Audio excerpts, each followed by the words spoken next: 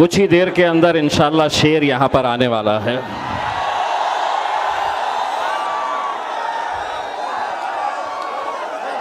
असद भाई ने मुझसे कहा कि इम्तियाज़ तुम जाओ और तुम वनडे खेलो, मैं आके 2020 खेल लूँगा।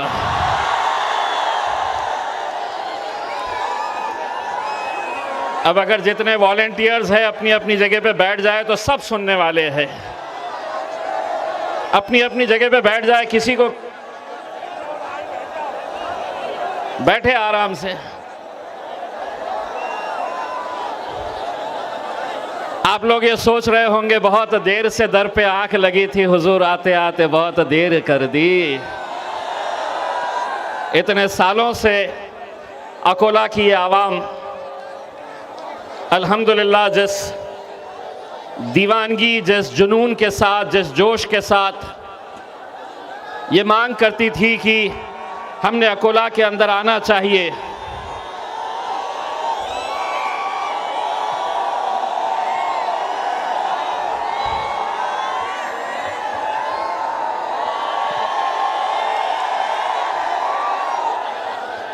मुझे ऐसा लग रहा है मैं औरंगाबाद में खड़ा हुआ हूँ।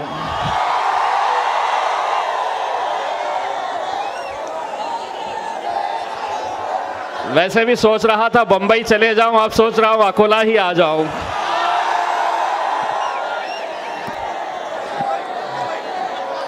मेरे भाइयों, नौजवानों, साथियों, इंशाअल्लाह कुछ ही देर के अंदर असद साहब यहाँ पर पहुँचने वाले हैं। मुझे ये बताया गया है कि यहाँ पर ये अफवाहें चलाई जा रही थी, ये बातें चल रही थी कि असद साहब नहीं आने वाले हैं करके। एक बार इम्तियाज़ जलील ने अगर कोई कमिटमेंट कर दिया तो फिर वो अपनी भी नहीं सुनता है उसके अंदर। और जब मैंने बोल दिया था असद भाई आएंगे, मतलब असद भाई आएंगे। और इंशाअल्लाह असद भाई समृद्धि छोड़ चुके हैं और बहुत जल्द आपके बीच में आने वाले हैं। जब हम ये प्लानिंग कर रहे थे, आप सभी को मालूम होना चाहिए कि असद साहब बिहार में थे और बिहार में उनका 3 दिन का प्रोग्राम था।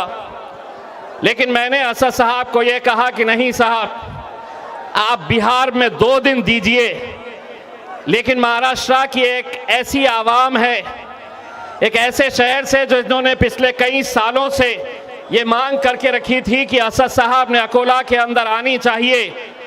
तो असद साहब का बिहार का 1 दिन का दौरा मैंने कैंसिल कराया और मैंने कहा कि असद साहब को आपके सामने लेकर आएंगे इंशाअल्लाह।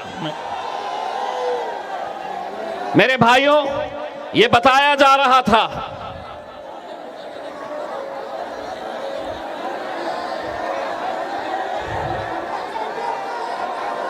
मेरे हिसाब से अगर वॉलेंटियर्स बैठ गए,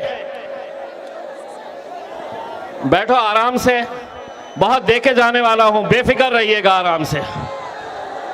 जितना सोचे हैं उससे ज्यादा देकर जाऊंगा इंशाअल्लाह।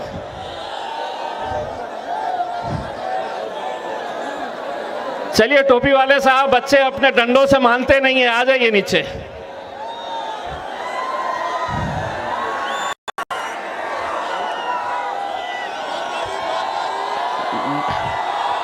डंडों का कोई असर होता है क्या अपने पे?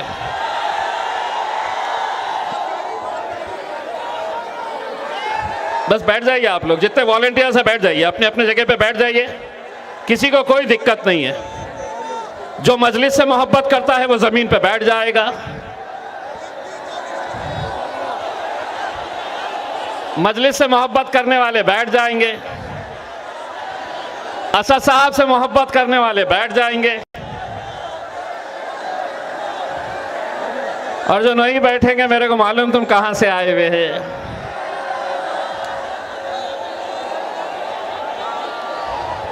अल्हम्दुलिल्लाह, अल्हम्दुलिल्लाह, जहां तक नजर जा रही है वहां पर सिर्फ एक सरों का समंदर देख रहा हूं।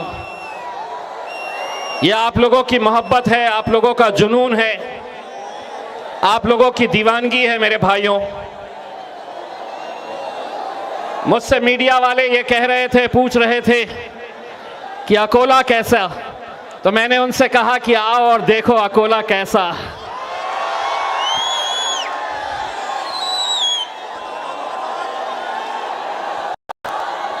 आना है, खोल दो।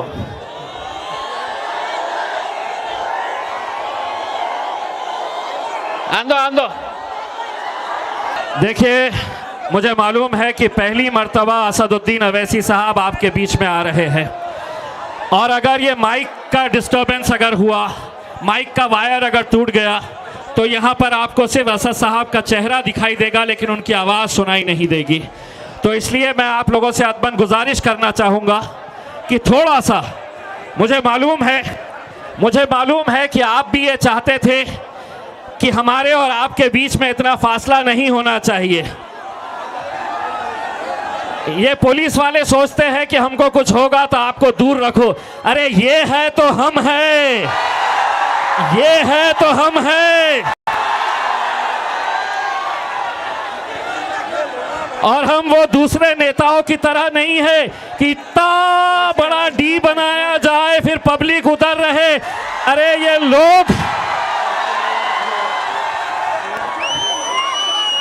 लोग सीने से लगाए फिरते हैं हमें, और इन्हें हम दूर रखेंगे।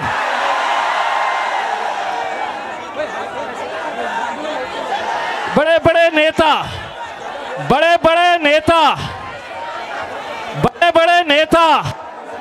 जो इतने डरते हैं, बोले नहीं डी इतना बड़ा होना, उसके बाद एक डी होना, फिर पब्लिक इधर होना। अगर हमारा चला तो पूरे हमारे स्टेज पे होना। मेरे भाई, बस थोड़ा सा ये माइक को चालू हो जाने दीजिए, क्योंकि इसकी जान अगर चले गई तो असद साहब, चलिए जितने भी है बैठ जाइए अब। चलिए हाजी साहब बैठिए। हेलो। चलिए, मीडिया वालों को तकलीफ हो रही है, ठीक है बेटा, मीडिया वालों के सामने से उनके कैमरे में आने दो, क्योंकि मालूम है हमारे को आज हम जब देके जाने वाले हैं ना, तो वो कल चलाने वाले हैं कि आए थे, भड़काऊ भाषण देकर गए हैं। अब हम क्या बोलते हैं इनको सब समझ में आ जाता है। तुम खेलते रहना कल दिन भर हमारे नाम से, दिन भर खेलते रहना। हेलो।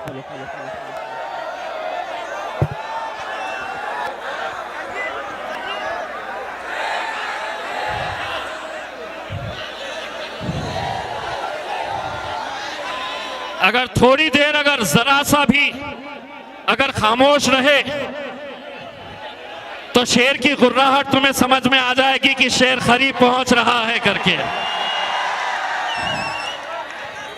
नहीं आने वाले असद भाई, नहीं आने वाले, घुमा रहे, चुप बोल रहे। ऐसा नहीं होता। असद भाई अल्हम्दुलिल्लाह 2 दिन लगातार बिहार के जलसे को ख़त्म करने के बाद दिन और रात वहाँ पर हमारे अख्तरुल ईमान साहब के लिए मेहनत करने के बाद आज असद साहब जब एयरपोर्ट के ऊपर उतरे तो उनके पास इतना वक्त भी नहीं था कि वो फ्रेश हो सके। हमने एयरपोर्ट के ऊपर इंतज़ाम किए तो असद साहब ने ये कहा कि नहीं, मुझे फ्रेश भी नहीं होना है, मुझे अकोला पहुंचना है किसी भी हालत के अंदर, और वो गाड़ी में बैठकर है तो वहां से निकल पड़े।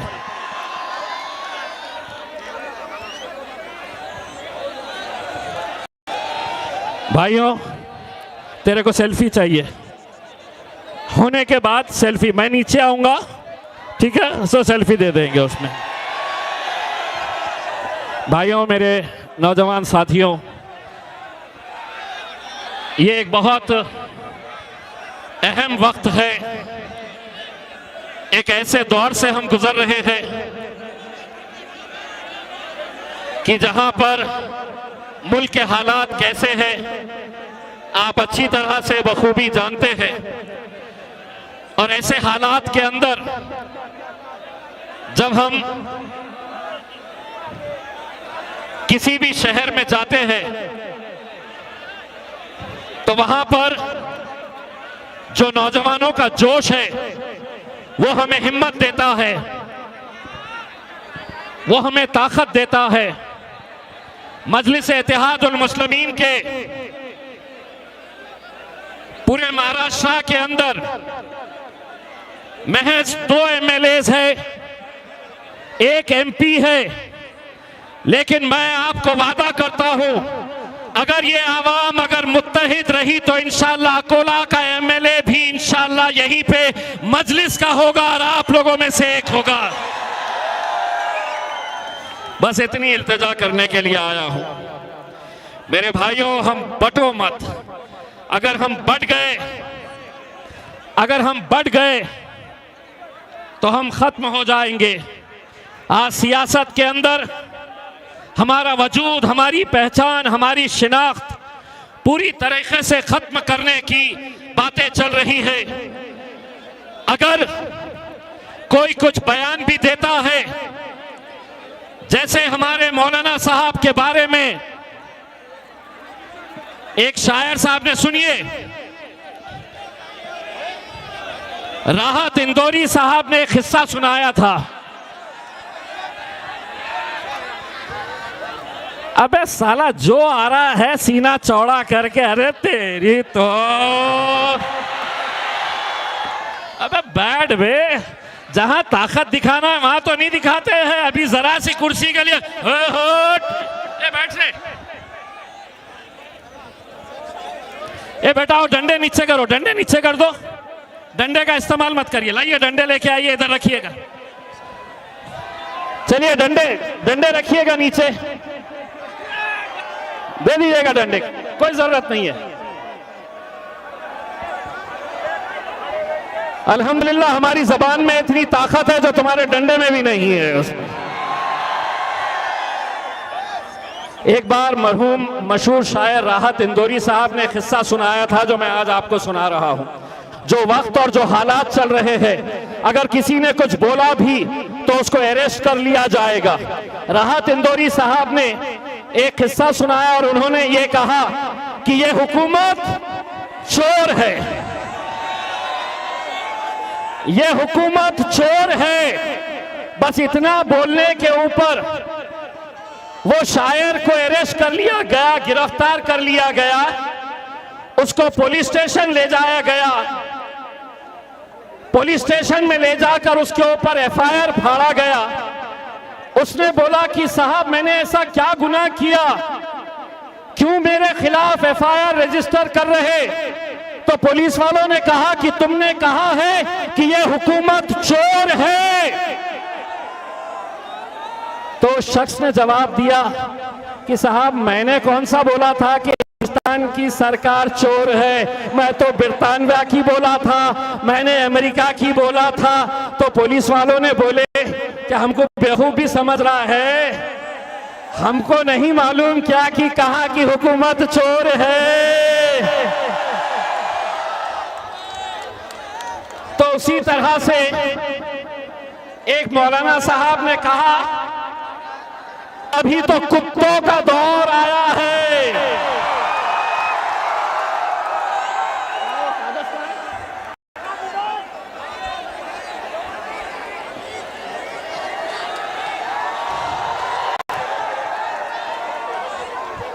उन्होंने कहा सुनो,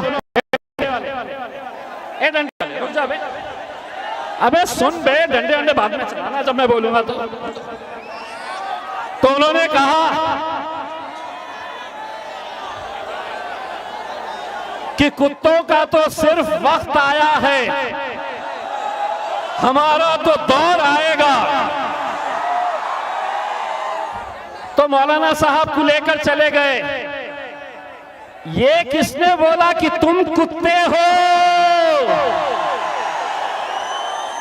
तुम क्यों समझ रहे कि तुम कुत्ते हो? हमने कौन सा तुम्हारा नाम लेकर कहा? लेकिन रात में जितने भी गए घर के ऊपर सब भौंकना शुरू कर दिए।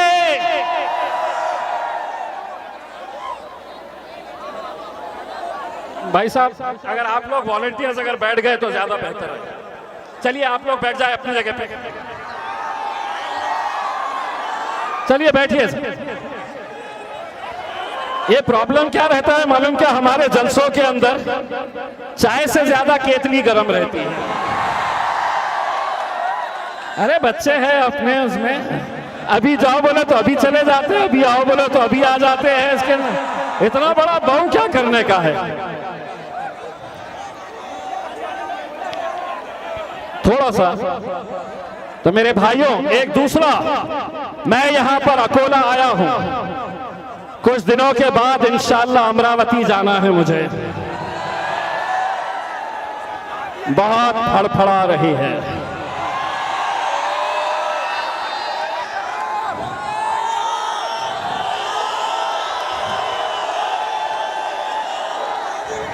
वो तो उसकी किस्मत थी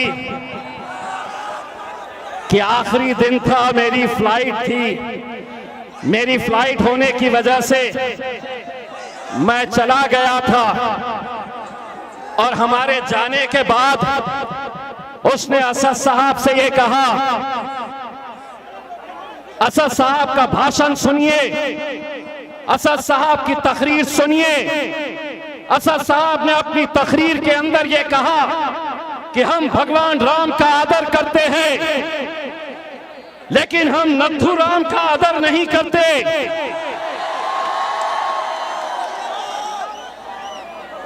और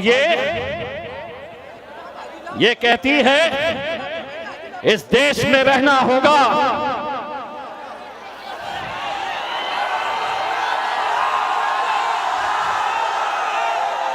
तेरे बाप के जहेज में आया है क्या ये मुल्क?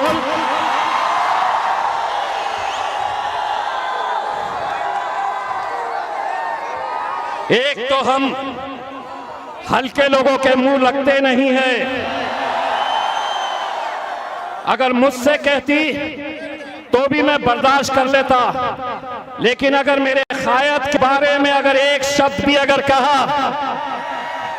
तो मैं कांग्रेस या एनसीपी का वो गुलाम मुसलमान नेता नहीं हूं।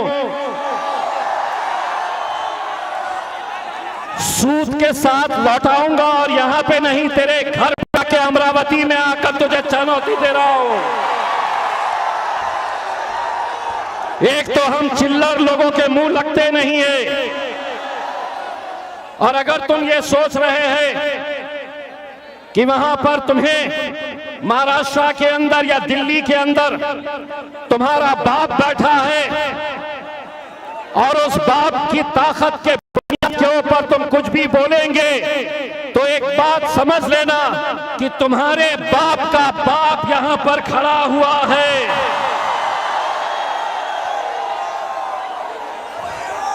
सीधा रहो, अच्छा रहो, तो हमसे अच्छी उम्मीद रखो। लेकिन अगर तुम ये सोचेंगे कि मैं कुछ भी बोलूंगी,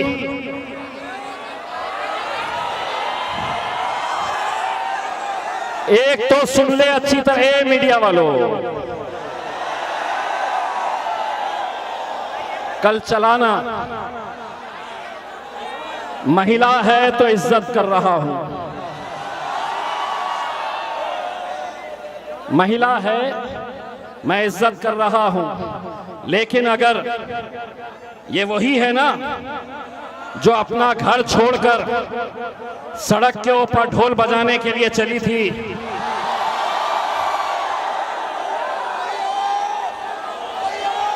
किस देवता और किस भगवान ने तुझे ये बताया था कि तुझे हनुमान चालीसा अगर पढ़ना है तो उद्धव ठाकरे के घर के सामने तेरे घर की दीवारी के अंदर क्यों नहीं पड़ रही है?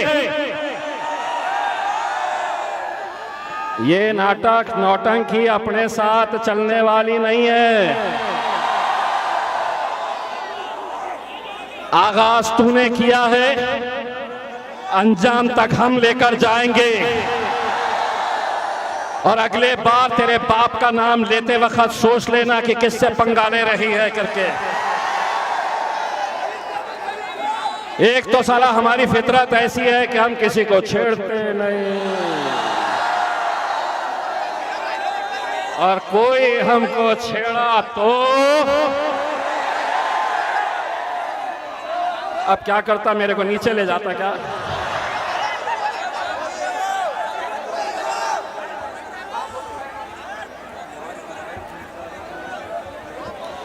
भैया असद साहब आने वाले हैं,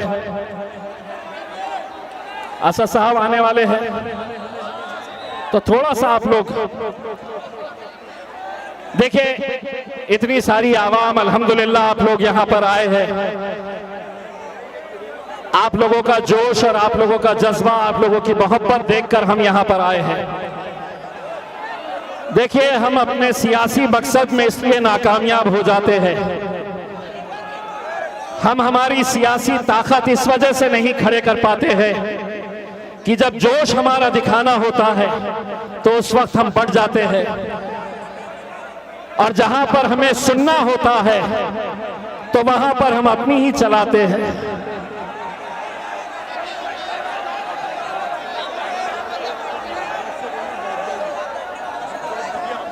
अच्छा, मैं एक सवाल करता हूं, आप लोग इम्तियाज जलील से मोहब्बत करते हैं? जो मोहब्बत करता है मेरे भाई बैठ जाए।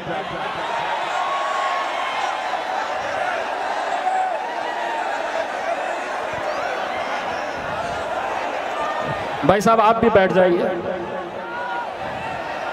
ए मेरे दुश्मन, बैठ जा तू भी।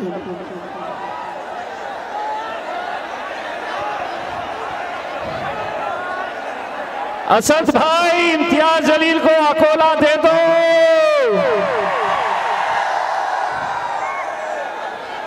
इतने चाहने वाले पे बैठो रहे।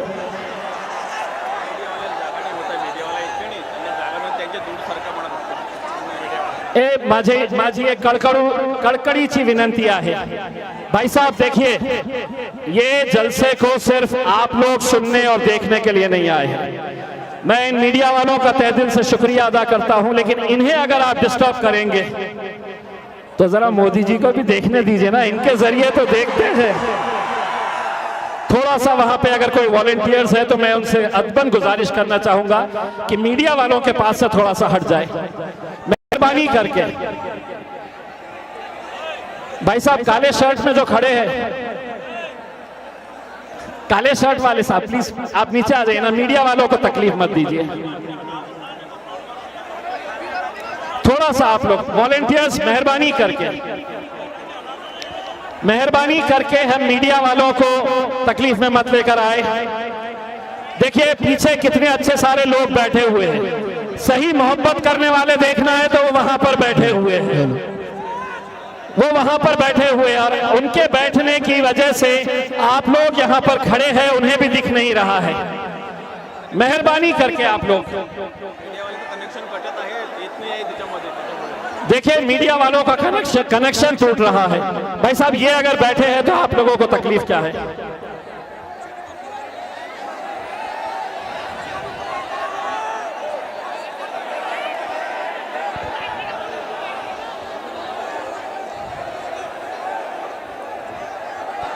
हेलो, ये स्पीकर के ऊपर से उतर जाओ भाई, तुम्हारी हाथ जोड़ के विनंती कर रहा, उतर जाओ अल्लाह के वास्ते। ओ बाजू वालों को हटा दो, स्पीकर गिर भी बोल नहीं पाएंगे सर, आके तुम्हारा कोई मतलब की बात नहीं होगा, तुम तक की आवाज ही नहीं पहुंच पाएगी। ये लोग इतने सारे लोग जो पीछे बैठे हैं, आप लोगों की वजह से, चंद नौजवान लड़कों की वजह से उन्हें पीछे दिख नहीं रहा। आजू बाजू कर, मेहरबानी करके बैठ जाइए, अल्लाह के वास्ते बैठ जाओ भाई, मेहरबानी करके बैठ जाइए।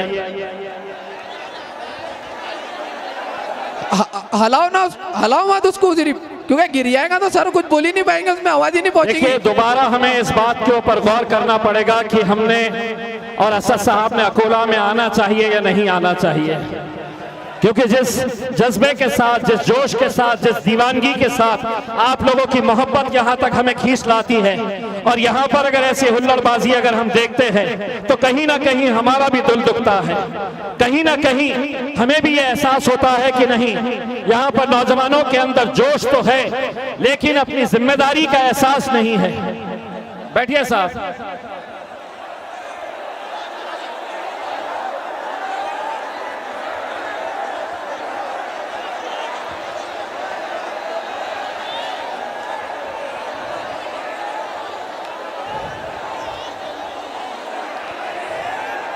वो अगर तो उधर का लाइट का टावर गिर जाएगा, करंट की वायर है, मर जाएंगे लोग, मर जाएंगे। कोई मतलब की बात नहीं हो रही हो। अल्लाह के वास्ते हाथ जोड़ के बोल रहा बैठ जाओ, वो स्पीकर को मत हलाओ। बैल का बच्चा यार, तुम अल्लाह का वास्ता दे रहा ना, बैठे हो ना यार, कोई मतलब की बात नहीं है ना। देखिए कहीं ऐसा ना हो जाए कि हम ये स्टेज छोड़कर चले जाए, कोई मतलब की बात नहीं। और असद साहब से भी ये कह दे कि असद दूर करो को आज, हम किसी और दिन यहाँ पर आएंगे। भाई पीछे बहुत जगह खाली है, पीछे बहुत जगह खाली है, आप लोग पीछे हो जाइए अगर जो बैठना नहीं चाह रहे हैं।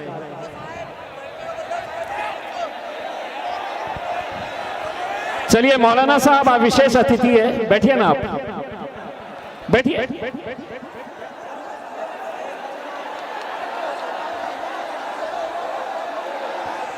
जो बैठना नहीं चाह रहा है वो पीछे हो जाए, पीछे चले जाइए आप।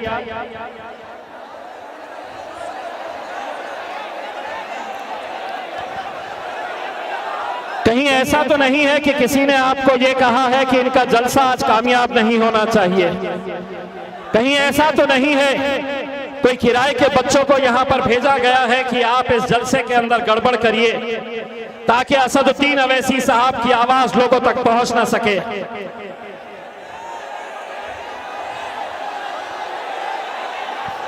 देखिए सिर्फ ये चंद नौजवान लड़कों की वजह से पीछे इतने सारे लोग जो बैठे हुए हैं उन्हें कितनी दिक्कतें हो रही है।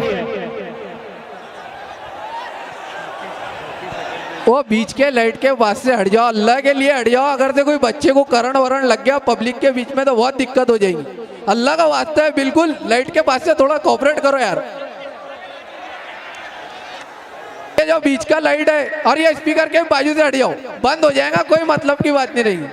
हेलो सर, तुम्हारे वास्ते आए हुए हैं सर, तुम्हारे को बोलने के लिए आए हुए, तुम सुनेंगे तो बोलेंगे, सुकून से बैठ जाओ। चलिए बैठे बैठे नारे तकबीर।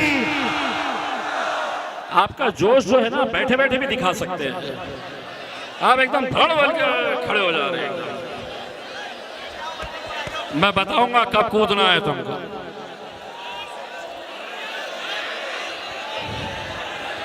नारे तकबीर। अब एक काम करिए, असद साहब को लाइव टेलीकास्ट असद साहब देखते हुए आ रहे हैं।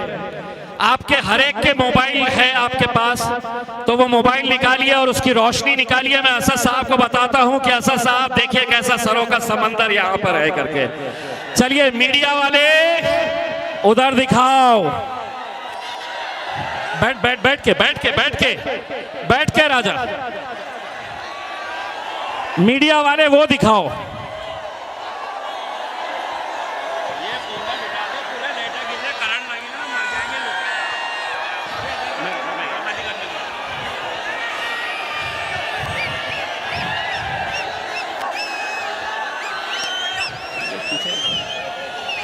नीचे बैठ के भी दिखाइए, नीचे बैठ के दिखाइए। असद साहब देख रहे हैं,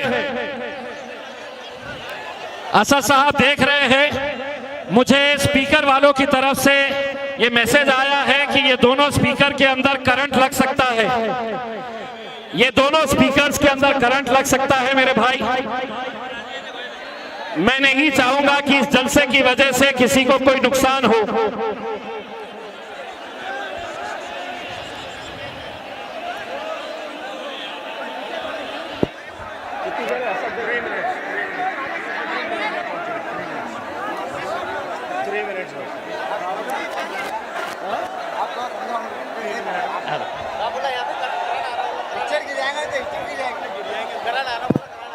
आप नीचे आइए ना, या तो आप नीचे जाइए।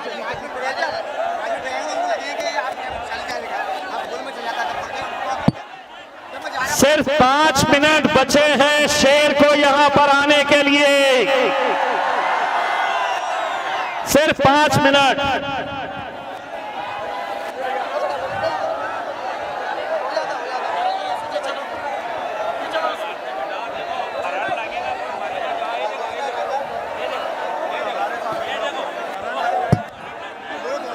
भाई उसके अंदर करंट लग जाएगा, बोल रहे हैं करंट लग जाएगा, मेहरबानी करिए। क्या खाते हैं? बड़ा क्या खाते हैं? भाई स्टेज के लोग बैठ जाएं भाई। भाई इम्तियाज जलील साहब ने आपकी मोहब्बत में आपको यहाँ पर बुलाया है, उसका सिला कम से कम उनको ये नहीं लगना चाहिए कि आप उनको सिला नहीं दे रहे। आपको मेहरबानी करके अजीज इतना ही रखो कि बदल जाए। अब इतना भी ना चाहो कि जान निकल जाए हमारे सदर साहब की।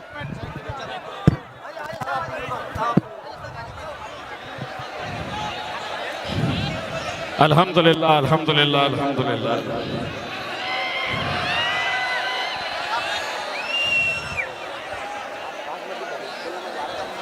हो गया अल्हम्दुलिल्लाह। मेरे भाइयों, यकीनन मैं इस बात को अच्छी तरीके से समझ सकता हूं कि आप लोगों की जो दीवानगी है वो दीवानगी इसलिए है, उसके कसूरवार भी हम ही है। अगर हम हर साल आते गए तो शायद आपकी दीवानगी कम हो जाए, लेकिन हम इतने वक्त के बाद आए हैं तो यकीनन हर नौजवान की ये ख्वाहिश है कि वो हमारे से करीब आ सके करके। लेकिन मैं आपको वादा करके जा रहा हूं मेरे भाइयों, ये सरों का समंदर देखने के बाद मेरे अंदर भी एक हिम्मत आई है और मैं भी असद साहब को ये कहने वाला हूं कि असद साहब अब हमारी लिस्ट के अंदर अकोला भी रहेगी इंशाअल्लाह। क्योंकि ऐसी दीवानगी मैं हैदराबाद में देखा हूं, ऐसा जोश और ऐसा जुनून मैंने औरंगाबाद के अंदर देखा हूं। मेरे भाइयों, आज औरंगाबाद में जब हम यहां पर खड़े हुए थे एमपी के इलेक्शन के लिए तो लोग कहते थे कि ये मुमकिन ही नहीं है कि कैसे जीत कर आएंगे। अभी आने के लिए वक्त है, वो आएंगे तो जमीन खुद हिला के बता देगी कि शेर आ रहा है। उनके आने से पहले उनकी आहट ही समझ जाएंगे आप लोग कि वो आ रहे हैं। कौन आया, कौन आया, कौन आया, कौन आया? अबे ये शेर कैसा है पार्लियामेंट के अंदर, मैं देखता हूं इस शेर। ये तो अल्लाह रब्बुल इज्जत का बहुत बहुत लाख करम है मेरे भाई कि असद साहब पार्लियामेंट के अंदर अकेले बैठा करते थे तो सामने से कोई ना कोई तो भी चीपड़ा पुकारता था कुछ तो भी। अब मैं बैठता हूं और मैं कहता हूं अरे बैठ रे बैठ। इतनी तकलीफ है उन्हें इस बात की कि पहले तो एक था अब दो है। 2024 के अंदर कितनी शेरवानियां और वहां पर जाएगी। सारी ताकतें एक तरफ लगी हुई है, सारी जिन्होंने जिंदगियां गुजार दी है कि मजलिस भाजपा की बी टीम है, बी टीम है, बी टीम है। खुद जाकर मोदी की गोद के अंदर बैठ गए हैं, भाजपा की गोद में बैठ गए हैं और इल्जाम हम पर लगा रहे थे। अरे हम हमेशा से ये कहते आ रहे थे कि भले ही ये कांग्रेस के हो, भले ही ये राष्ट्रवादी के हो, लेकिन इनके पतलों के अंदर खाकी ही खाकी नजर आ रही थी हमें। अब आओ, कहां गए वो मुसलमान लीडर जो उनके लिए शतरंजियां बिछाने का काम करते थे? कुर्सी पे वो बैठते थे तो हाथ बांधकर ये खड़े रहते थे अपने मियां भाइया। अरे साहेब वाले आता आमचे साहेब कोणी नाही, हे पंजे येत आहे ना ते आमचे साहेब नहीं, हमारा भाई है, ये हमारा भाई आ रहा है। मजलिस में ना साहब है, न चटाई उठाने की जरूरत, न शतरंजियां बिछाने की जरूरत है। ये सब जितने भी लोग हैं इनके साथ मेरा एक रिश्ता है और वो रिश्ता है ला इलाहा इल्लल्लाह। एक रिश्ता है मेरा तुम्हारे साथ, ला इलाहा इल्लल्लाह। हिम्मत लगती है कि जहां पर मेरा कायद पार्लियामेंट के अंदर 300 बैठे हैं सामने, और वहां पर वो खड़े रहकर बोलता है कि हमारे लिए वो मस्जिद थी, है और रहेगी।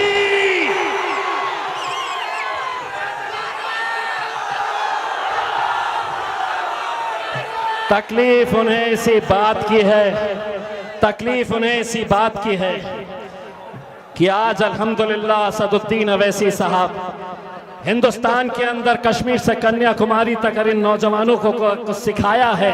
अगर उन्हें देखकर हमने कुछ सीखे हैं तो ये सीखे हैं हमने कि इस मुल्क के अंदर कुछ भी हो जाए, सीना चौड़ा करके और सर ऊंचा करके चलना सीखो। बहुत आएंगे, बहुत आएंगे। मुझसे लोग कहते हैं कि तुमको डर नहीं लगता है क्या? हमसे पूछते हैं कि तुम पार्लियामेंट के अंदर मोदी की, अमित शाह की आंखों में आंखें डाल के सवाल करते हैं, तुम्हें डर नहीं लगता है क्या? मैं कहता हूं कि हाँ मुझे डर लगता है, लेकिन तुम्हारी क्या औकात है मुझे डराने की? मैं डरता हूं तो अपने रब से डरता हूं, मैं अपने अल्लाह से डरता हूं।